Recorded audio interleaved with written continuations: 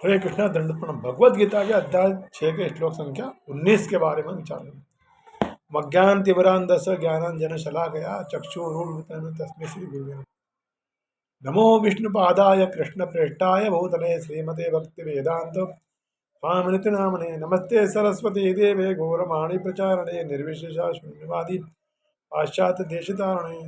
जय श्री कृष्ण चैतन्य प्रभु नित्यानंद श्री अद्वैत गदाधर श्रीवासादि गौर भक्तवृंद। हरे कृष्ण कृष्ण कृष्ण हरे हरे हरे राम राम राम हरे हरे।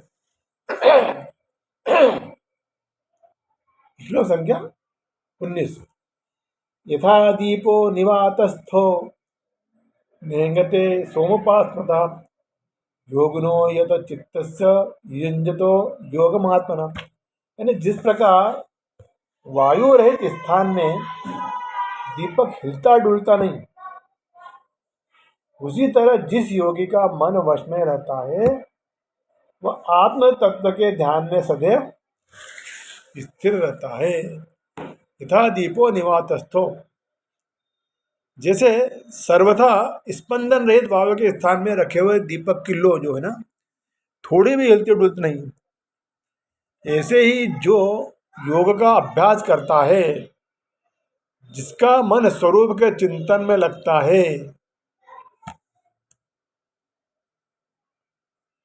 और जिसने चित्त को अपने वश में कर रखा है, उस ध्यान योगी के चित्त के लिए भी दीपक लोक की उपमा दी गई है। तात्पर्य है कि उस योगी का चित्त स्वरूप में ऐसा लगा हुआ है कि उसमें एक स्वरूप के सिवाय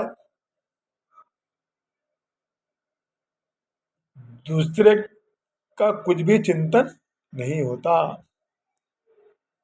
जिस योगी के चित्त को विनीत कहा गया है, उस वशीभूत किए हुए चित्त वाले योगी के लिए यहाँ पर यह तो चित्तस्य पद आया है।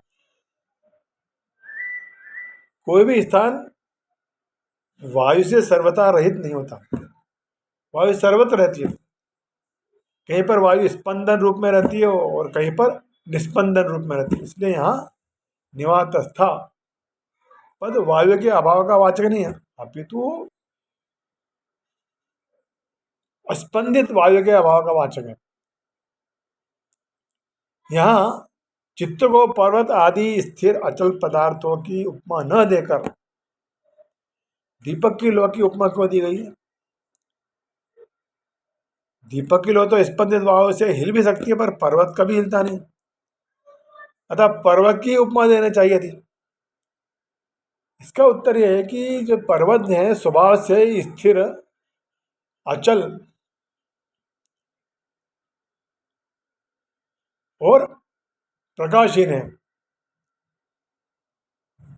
जबकि दीपक की लो स्वभाव से चंचल और प्रकाशमान है। चंचल वस्तु को स्थिर रखने में विशेष कठिनाइयां पड़ती है। चित्त भी दीपक की लो के समान स्वभाव से ही चंचल है, इसलिए चित्त को दीपक की लो की उपमा दी गई है। दूसरी बात, जैसे दीपक की लो प्रकाशमान होती है, वैसे ही योगी के चित्त की परमात्म तत्व में जागृति रहती है। यह जागृति सुषुप्ति से विलक्षण है। यद्यपि सुषुप्ति और समाधि इन दोनों में संसार की निवृत्ति जो रहती है समान रहती है, फिर भी सुषुप्ति में चित्त वृत्ति अविद्या में लीन हो जाती है। अतः उस अवस्था में स्वरूप का भान नहीं होता। परंतु समाधि में क्या होता है? चित्त वृत्ति जागृत रहती है, अर्थात चित्त में स्वरूप की जागृति रहती है। इसलिए यहाँ दीपक की लो का दृष्टांत दिया गया। इसी बात को चौथे अध्याय के 27वें श्लोक में क्या कहा गया? ज्ञान दीपिते। हरे कृष्णा दंड।